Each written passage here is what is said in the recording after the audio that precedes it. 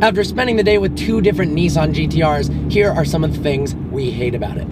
First off, wind noise, tire noise, road noise, all sorts of noise. These are not quiet, refined vehicles. You go over bumps, rough roads, it's really loud and it's clunky, and you get a lot of wind noise at freeway speeds, at 40 miles an hour, normal road speeds. It's not as refined and isolated as some cars in this price range. Speaking of issues at high speeds, a lot of people have reported that at speeds of well over 100 miles an hour, something like 150. Now this is something that most people hopefully are doing on a closed course, but of course it happens not on closed courses. Their freaking hoods fly off the car.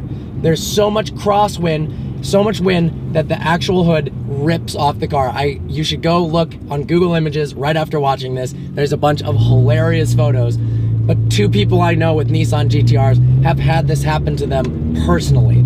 So it's a common issue, kind of a ridiculous issue, to be honest, for a car that should be able to go quickly without having the hood rip off.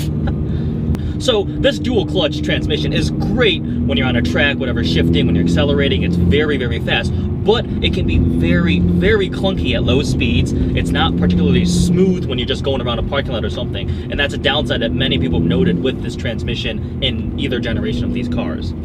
The noise of the transmission is also another thing. It makes such a strange rattle at lower speeds and lower RPMs that there's a note about it in the GTR owner's manual that says, don't worry, it's gonna make weird noises. It's our dual clutch system. Don't bring it in. It's not broken. That's just the way it is. And a lot of people have been a little bit disappointed, I guess, with their cars. You buy a brand new 2015 GTR and it's making noises like it's broken, and they have to have a asterisk. Nope, it's not broken. Don't come to us, it's just the way it is. We often talk about rear legroom being abysmal in 2-door sports cars, but the GTR might take the cake for some of the worst rear legroom I have ever seen. I sit very close to the steering wheel, and I'm hard-pressed to fit just my fist in between the rear of this seat and the seat back there. So if your legs are as small as a fist, then I guess you can fit back there. Eddie, who's larger than me, there's no space. Zero space between his seat and the seat behind. So headroom is also abysmal. If you've got no legs, then you're good. A lot of GTR owners who really, really soup them up put roll cages in the back, strip the seats out. But there's almost no point. I guess you have a little bit of extra storage.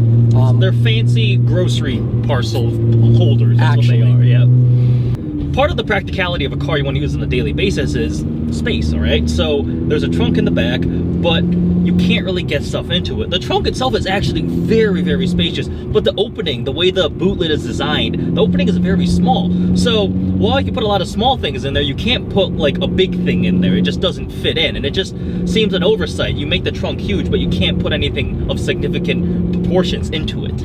Yeah, it's kind of weird. I'm thinking larger suitcases. That'd be difficult. Sure, they would fit once it's already inside, but if you can't get it through the opening, there's no point. Fitting golf bags in there would be difficult. I guess stylistically, it was ideal to make the opening small. But it's annoying. It's annoying. The first few times you open the doors on a Nissan GTR, it's actually very cool. There's this little lever handle thing, you push it on one side, pops out, and you open the door. After a few times, it gets incredibly annoying. If you have stuff in one hand, and try to open it with your right hand, you gotta get an awkward angle to try to press it in and then open it up. It's really, really frustrating. They designed it probably to be unique and different, but in practicality, using it on a daily basis, it would get really, really tiring. And it opens the wrong direction. Like typically it would open outwards, but it opens backwards. It's weird.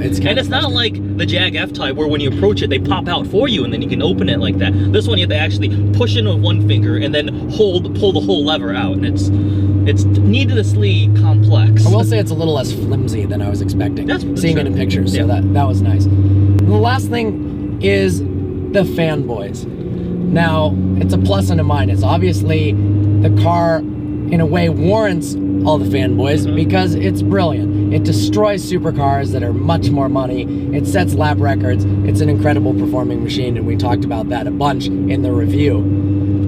But there's so much written about it on the internet, so many lies and so much hype, that it's a bit annoying. It's like, you can't win either way. There's some fanboys who are like, it's the best car in the world, yes, blah, blah, blah. And then there's another like community of GTR haters who say it's soulless, yep, and it's too mechanical, yep, so it's not fun. I feel like it's one of the most, if not the most talked about cars on the internet. Yeah, and it's very, very polarizing. Definitely. There's the haters, there's the lovers. Mm-hmm. You just have to not care. Yeah. This car is brilliant, mm-hmm, but definitely a downside.